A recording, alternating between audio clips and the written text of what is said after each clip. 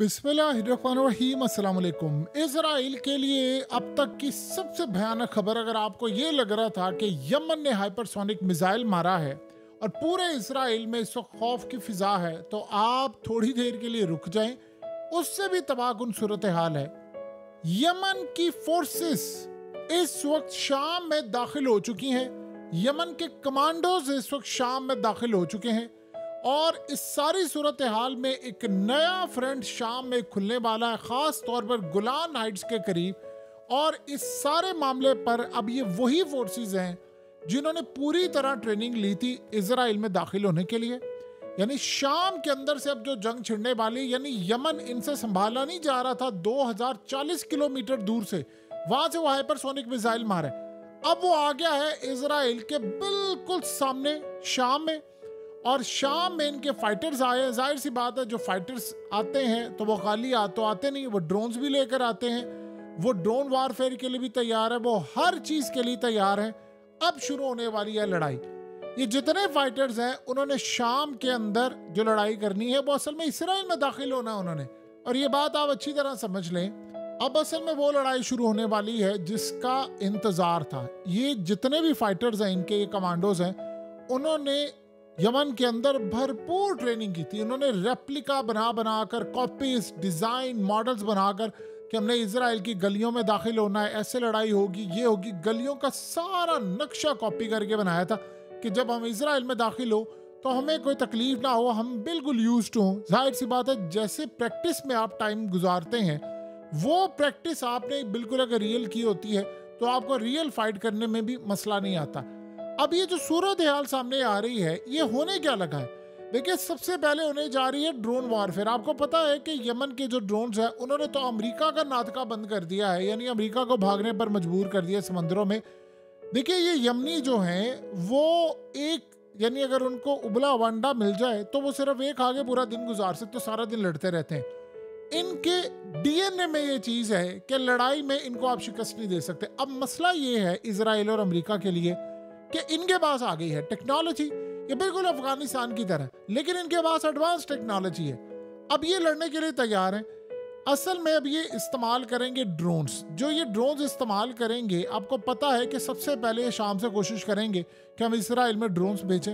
अब वो सर्विलेंस के लिए होता है, इंटेलिजेंस गैदरिंग के लिए होगी, स्ट्राइक के लिए होगा, और सबसे बढ़कर जो इसराइल का ये डिफेंस सिस्टम ये अभी तक पूरा नाकाम हुआ है, ये सबके नाकाम हुए, वो उसका उनको बहुत ज्यादा एडवांटेज है। और सबसे बढ़कर अब नॉर्दर्न फ्रंट खुलने वाला है। यानी देखिए, पहले मसला था हिजबुल्लाह से, आज भी हिजबुल्लाह ने, ये जब यमन ने स्ट्राइक किया है तो वो लड़ाई कर रहे थे। यानी हिजबुल्लाह ने अपने रॉकेट मारे हैं और वो सुबह से लेकर शाम तक वो मारते रहते हैं। अब मसला ये है कि यमन के हौसी पहुंच गए हैं शाम के अंदर, तो वहां पर तो वो इसराइल के डिफेंस यानी पूरे सिस्टम को और इनकी फौजों के साथ लड़ाई करेंगे। और प्लान ये होगा कि अब हम इसराइल में दाखिल हो। ईरान ने कहा था कि हम आपको ऐसा नुकसान पहुंचाएंगे, इस्माइल हानिया का ऐसा नुकसान पहुंचाएंगे कि आप बर्दाश्त नहीं कर पाएंगे और सारी जिंदगी याद रहेंगे, आपको रिग्रेट होगा कि आपने इस्माइल हानिया को मारा क्यों था। उसके बाद आप ये देखिए कि करेंगे ड्रोन हमले। देखिए, सबसे पहले यहाँ से शाम से उड़ाएंगे ड्रोन्स। जो ड्रोन्स 2000 किलोमीटर दूर से उड़ते थे वो अब शाम से उड़ा करेंगे। आपको पता है कि इराक से भी इन्होंने ड्रोन उड़ाया था और सीधा उसने तेल अवीव में हिट किया था। अब ये जो ड्रोन्स होंगे वो इसराइल के इंफ्रास्ट्रक्चर को उड़ाएंगे, मिलिट्री इंस्टॉलेशन को। अब जाहिर सी बात है, वो सिविलियन को मार दिया, कहते हैं हम भी फिर उनसे लड़ाई करेंगे। तो ड्रोन्स असल में गोलान हाइट से लॉन्च हो सकते हैं, और नॉर्दर्न जो इस साइड है इसराइल की, जहां पर लोग इस वक्त पागल हुए पड़े हैं लाखों के हिसाब से कि यार ये क्या मसला है, हमारी जिंदगी आजाद की हुई है, वो वहां पर अब हमले करेंगे। अब उसके बाद देखिए, एक बात समझिए, यमन का जो ड्रोन का सिस्टम है, यानी इनके जो ड्रोन्स हैं वो इतने खतरनाक हैं कि इराक से उन्होंने मारा था, तेल अवीव में बिल्डिंग पर जाकर लगा था। तो शाम से जब ये मारेंगे तो ये कहां तक हिट कर सकते हैं, ये आप समझ लें।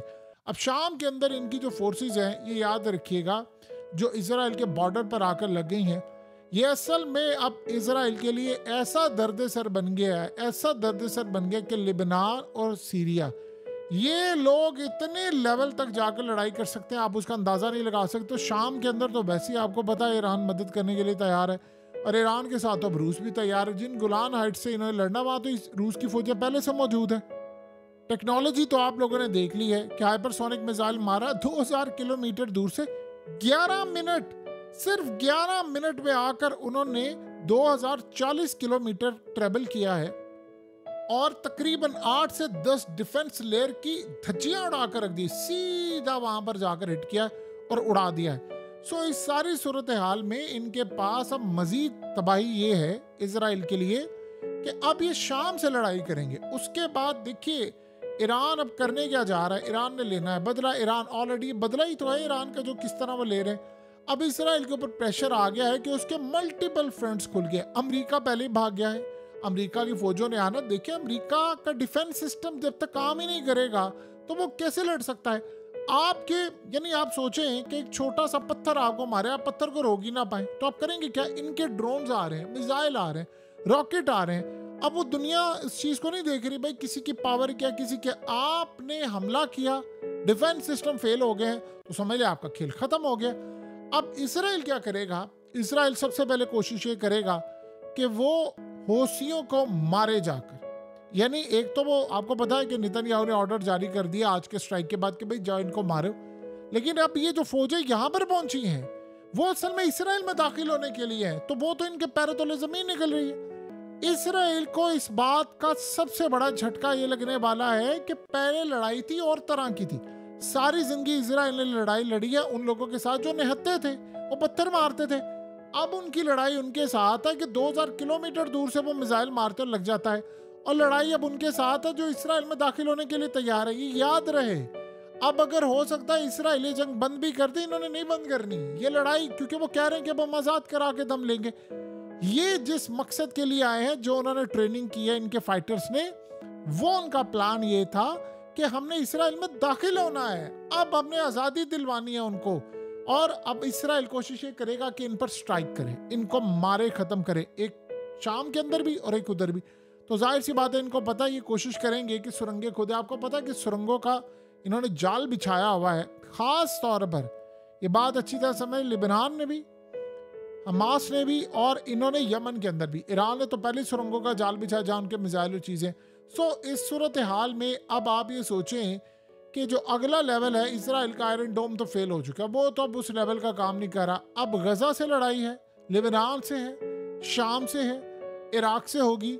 और इस सूरत हाल में जो नफ्सियाती तौर पर इन पर इम्पैक्ट पड़ा है इतने हमले का, वो इतना खतरनाक है कि आप ये सोचें आज 20 लाख लोग, छोटी बात नहीं होती, 20 लाख लोग आज इजराइल के अंदर शेल्टर्स में चले गए थे। यानी इतनी खौफ की फिजा थी और ये दिन का टाइम था। सो इस सूरत हाल में दुनिया ये समझती है कि भाई शाम को हमला किया जाता है, वो दिन में ही हमला कर देते अपने हाइपरसोनिक मिसाइल से। अब गोलान हाइट्स के ऊपर तो लड़ाई वैसे ही है। और इस सारी सूरत हाल के अंदर आप ये सोच लें कि अब वो दिन भी चले गए कि जी फलाना जॉर्डन से कोई एयर स्पेस इस्तेमाल ना करे, ईरान का फलान, अब वो आप रोक ही नहीं सकते उसको। अब सबसे बढ़कर मसला ये है कि अमेरिका को, आपको पता है कि शाम के अंदर पहले अमेरिका की मिलिट्री बेसिस पर हमले हो रहे थे रिसेंटली, तो जहाँ से अमेरिका तेल चोरी कर करके निकाल रहा था वो बहुत सारा इलाका उनके हाथ से ले लिया गया है। और इराक के अंदर आपको पता है कि तकरीबन 7 साल का एक एग्रीमेंट हुआ है कि भाई आपने यहाँ से अपनी फौजें निकालनी है, तो अमेरिका को यहाँ से निकाला जा रहा है। और अब आप सोचें ये शाम के अंदर आकर बैठ गए हैं, तो आपको पता है इन्होंने खाली लड़ाई इसराइल से नहीं करनी, इन्होंने अमेरिका को भी नहीं छोड़ना। और इनको तजर्बा बहुत ज़्यादा और इनके अंदर भूख बहुत ज़्यादा है लड़ाई करने के लिए। यानी वो कहते हैं कि हमें बस किसी तरह मौका मिले। आज से पहले इनको मौका मिला नहीं है, अब ये बन चुके हैं बला, एक ऐसी बला वो बन चुके हैं कि जिसकी इंतहा कोई नहीं है। अब इसराइल के लिए बचना बिल्कुल आप ये समझ लीजिए एक नामुमकिन सी सूरत हाल है कि भाई आप इस वक्त एक ऐसी ताकत, सोचें 2 मिनट के लिए सोचें, इस जंग में सबसे ज्यादा अमेरिका का, बरतानिया का, इजराइल का और पूरे रीजन का नुकसान पहुंचाया किसने? यमन ने, यमन के हौसियों ने। और इंडिया से लेकर यूरोप से लेकर किसी की जरूरत नहीं है इन पर हमला करे। हमला करते वो पलट कर हमला करते, अमरीकी भाग गए हैं। अब सोचिए अगर वो पानी में इन्होंने ये अशर किया है तो ये यहाँ पर इजराइल के सामने आकर बैठ गए तो इनका क्या हाल करेंगे? ये लड़ाई बड़ी खतरनाक इजराइल के लिए होने वाली है। और आप ये सोचें कि अभी हालत ये है कि आज इजराइल के आर्मी चीफ ने कह दिया है कि अगर हम लिबनान से लड़ाई करने के लिए जा रहे हैं तो मैं आपको इस बात की कोई गारंटी नहीं देता किसी तरह की कि भाई हम कैदियों को वापस जिंदा सलामत लेकर आएंगे। और आप अंदाज़ा कर लें कि इससे भी ज़्यादा सूरत हाल ये है, बड़ी अजीबोगरीब। यानी आप सोचें जो लोग एहतजाज करने के लिए आए हैं वो क्या कह रहे हैं? वो कह रहे हैं कि अगर कैदी वापस नहीं आए, आपने जंग बंद ना की, तो हम सारे इजराइल के शहरों में आग लगा दें। आप ये सोचें, ये बाहर के लोग नहीं कह रहे, ये अंदर के लोग कह रहे हैं। आज तो ये सूरत हाल तय हो गई है ना कि इजराइल के अंदर बहुत सारे लोगों ने आज ये फैसला कर लिया कि भाई बोरिया बिस्तर बांधे, निकले एयरपोर्ट की तरफ भागे, हमारा टाइम पूरा हो चुका है। सो कुल मिलाकर अगर देखा जाए तो इजराइल की पोजीशन इतनी ज़्यादा वीक हो जाएगी कि कभी किसी ने सोचा नहीं था एक यमन भारी है। अब वो दिन चले गए कि आप कोई बड़ी ताकत है, आपको अमेरिका का प्रेशर है, आपके अंदर जिगरा है, आप लड़ाई कर सकते हैं, बात खत्म।